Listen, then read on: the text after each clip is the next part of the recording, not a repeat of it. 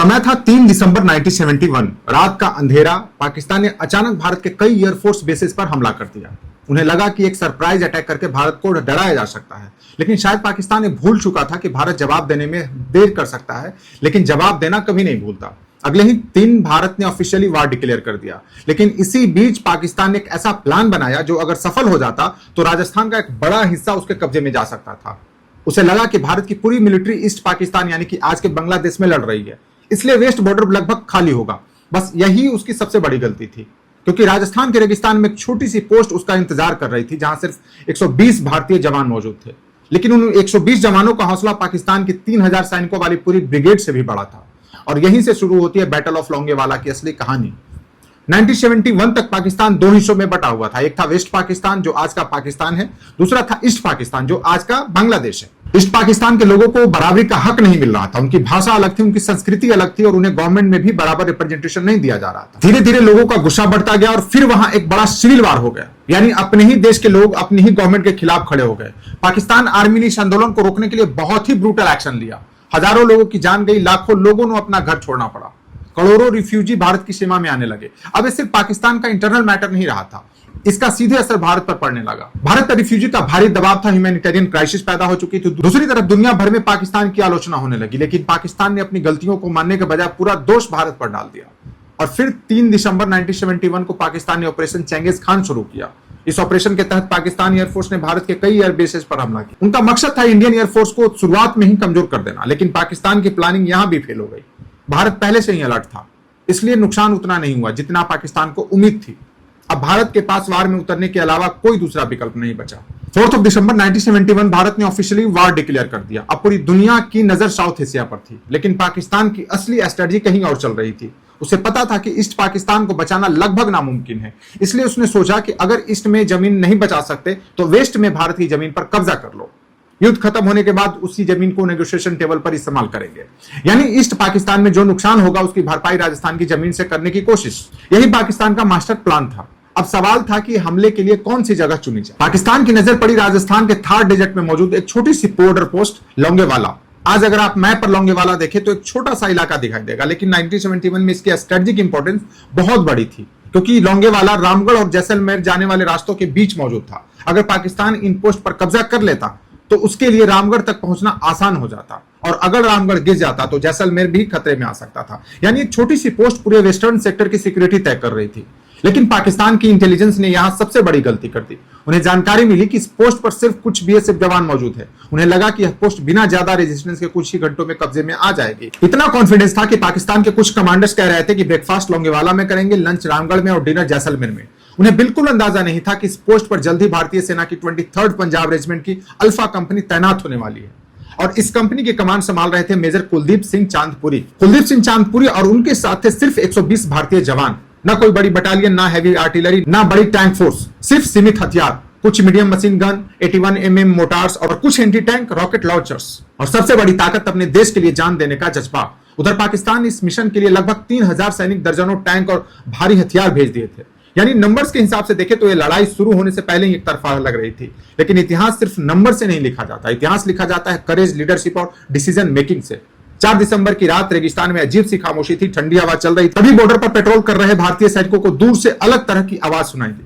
पहले लगा शायद हवा की आवाज होगी, लेकिन जैसे जैसे ध्यान से सुना वैसे वैसे साफ होने लगा कि आवाज इंजन की थी। एक नहीं, दो नहीं, बल्कि दर्जनों मिलिट्री व्हीकल्स और टैंक्स भारतीय सीमा की तरफ बढ़ रहे थे।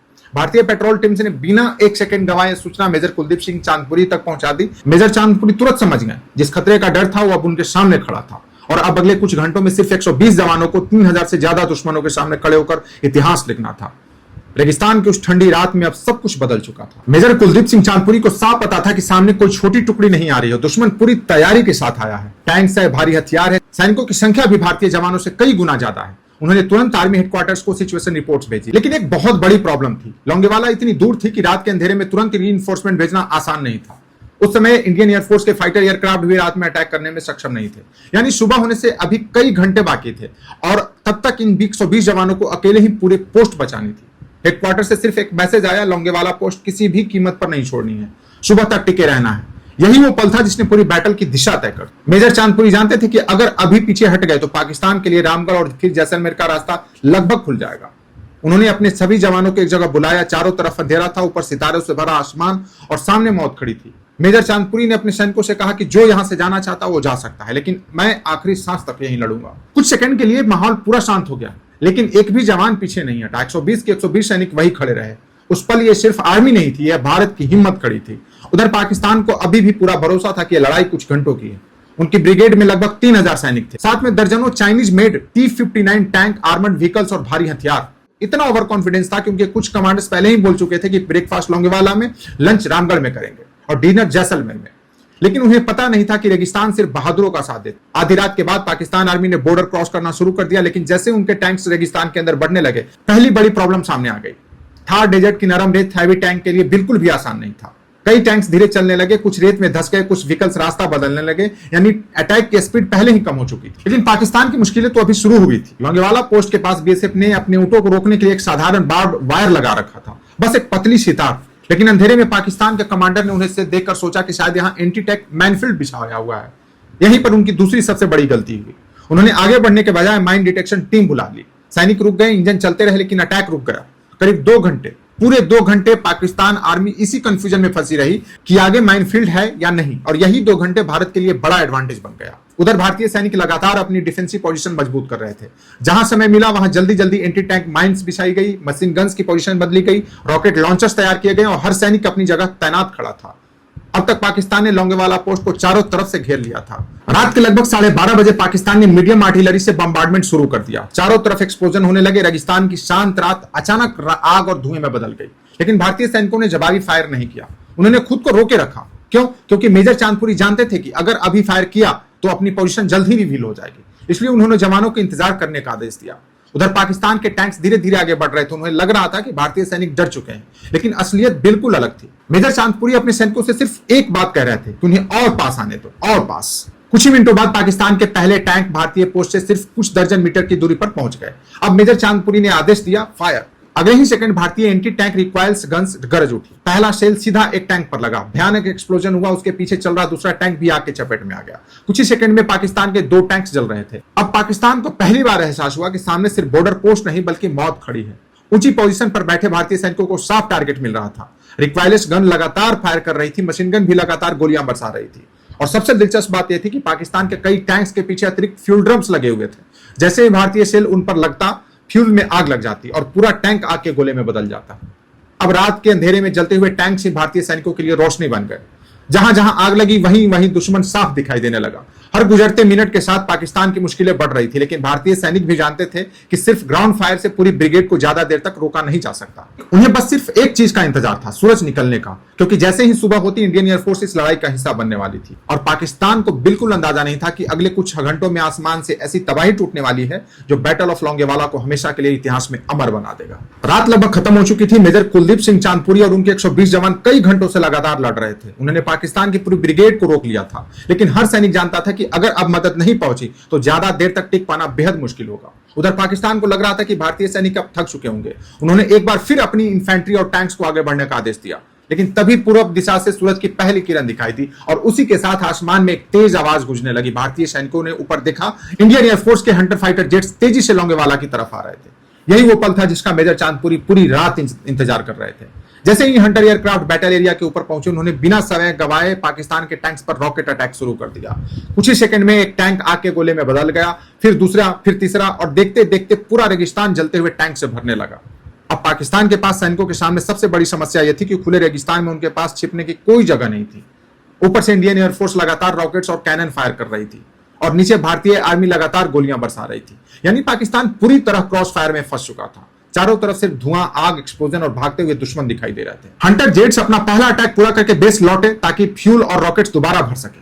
पाकिस्तानी कमांडर्स ने सोचा शायद अब इंडियन एयरफोर्स वापस नहीं आएगी। उन्होंने फिर से अपने सैनिकों को आगे बढ़ने का आदेश दिया, लेकिन कुछ ही देर बाद आसमान में फिर वही आवाज गूंजने लगी। हंटर जेट्स दूसरी बार लौट आए थे। इस बार हमला पहले से भी ज्यादा विनाशकारी था। एक के बाद एक रॉकेट्स पाकिस्तान के टैंक और आर्मर्ड व्हीकल पर गिरने लगी। कई टैंक्स वहीं डिस्ट्रॉय हो गए, कई व्हीकल्स आग की लपटों में घिर गए, इन्फेंट्री पूरी तरह बिखर गई। अब पाकिस्तान की पूरी प्लानिंग टूट चुकी थी। इसी बीच भारतीय आर्मी की रीइंफोर्समेंट भी लोंगेवाला पहुंच गई। 20 लैंसर्स अपने टैंक्स के साथ बैटलफील्ड में पहुंच चुके थे। साथ ही राजपूताना राइफल की टुकड़ियां भी मोर्चे पर आ गई। अब हालात पूरी तरह बदल चुके थे। जो पाकिस्तान कुछ घंटे पहले भारत के अंदर तेजी से घुसने का सपना देख रहा था, अब वही अपनी जान बचाने के लिए पीछे हटने लगा। सुबह लगभग 9 बजे पाकिस्तानी ब्रिगेड के कमांडर ने महसूस कर लिया कि अगर हमला जारी रखा गया तो पूरी ब्रिगेड खत्म हो सकती है। आखिरकार रिट्रीट का आदेश दे दिया गया। अब पाकिस्तान के सैनिक छोटे छोटे ग्रुप में पीछे भागने लगे, लेकिन इंडियन एयरफोर्स ने उन्हें भी नहीं छोड़ा। जहां जहां टैंक और व्हीकल दिखाई देते, हंटर एयरक्राफ्ट तुरंत हमला कर देते। हिंदुस्तानी हवाई फौज ने नाक में दम कर दिया है। एक हवाई जहाज जाता है और दूसरा आता है और 20-20 मिनट ऊपर नाचता है। 40% फौज और सामान हलक और तबाह हो चुका है। आगे जाना तो क्या, पीछे मुड़ना भी मुश्किल हो गया है। जल्दी हवाई फौज मदद के लिए भेजो, वरना वापस मुड़ना नामुमकिन है। कई किलोमीटर तक पीछे हटती पाकिस्तानी सेना पर एयर स्ट्राइक जारी रही। कुछ ही घंटों में पाकिस्तान का पूरा ऑफेंसिव ऑपरेशन पूरी तरह कोलैप्स कर चुका था। जिस मिशन के लिए उन्होंने हजारों सैनिकों और दर्जनों टैंक्स भेजे थे, वो मिशन पूरी तरह असफल हो गया था। इस लड़ाई में पाकिस्तान को भारी नुकसान उठाना पड़ा। लगभग 36 टैंक या तो पूरी तरह डिस्ट्रॉय हो गए या भारतीय सेना के हाथ लग गए। 100 से ज्यादा मिलिट्री व्हीकल्स नष्ट हो गए। सैकड़ों पाकिस्तानी सैनिक मारे गए या घायल हुए। लेकिन सबसे बड़ी हार सिर्फ मिलिट्री की नहीं थी, ये उनकी इंटेलिजेंस और प्लानिंग की भी हार थी। उन्होंने सोचा था कि लोंगेवाला पर सिर्फ कुछ जवान होंगे। उन्होंने सोचा था कि रेगिस्तान उनके टैंक्स का साथ देगा। उन्होंने सोचा था कि इंडियन एयरफोर्स समय पर नहीं पहुंचेगी, और उन्होंने यह भी सोचा था कि 120 भारतीय सैनिक ज्यादा देर तक टिक नहीं पाएंगे। लेकिन उनका हर एक अनुमान गलत साबित हुआ। दूसरी तरफ भारत के सिर्फ 120 जवानों ने पूरी रात बिना पीछे हटे अपनी पोस्ट बचाए रखी। अगर उस रात मेजर कुलदीप सिंह चांदपुरी पीछे हटने का फैसला कर लेते तो शायद रामगढ़ और जैसलमेर तक पाकिस्तान पहुंच सकता था। लेकिन एक सही डिसीजन, एक मजबूत लीडरशिप और 120 बहादुर सैनिकों के अटूट हौसले ने इतिहास बदल दिया। मेजर कुलदीप सिंह चांदपुरी और उनकी असाधारण बहादुरी के नेतृत्व के लिए महावीर चक्र से सम्मानित किया गया।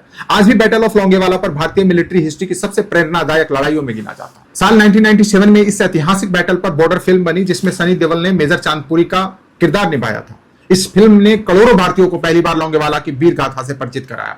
लेकिन असली कहानी किसी फिल्म से भी ज्यादा अद्भुत थी, क्योंकि वहां कोई सुपर हीरो नहीं था। वहां सिर्फ 120 भारतीय सैनिक थे, जिन्होंने दुनिया को दिखा दिया कि युद्ध सिर्फ हथियारों से नहीं जीते जाते, युद्ध जीते जाते हैं साहस से, लीडरशिप से, और उस विश्वास से कि जब तक आखिरी सैनिक खड़ा है तब तक भारत की सीमा भी खड़ी है। यही थी बैटल ऑफ लोंगेवाला की पूरी कहानी। एक ऐसी कहानी जिसे भारतीय इतिहास हमेशा गर्व के साथ याद रखेगा। कैसी लगी है आपकी ये स्टोरी? आप कमेंट सेक्शन में अपनी राय जरूर दें।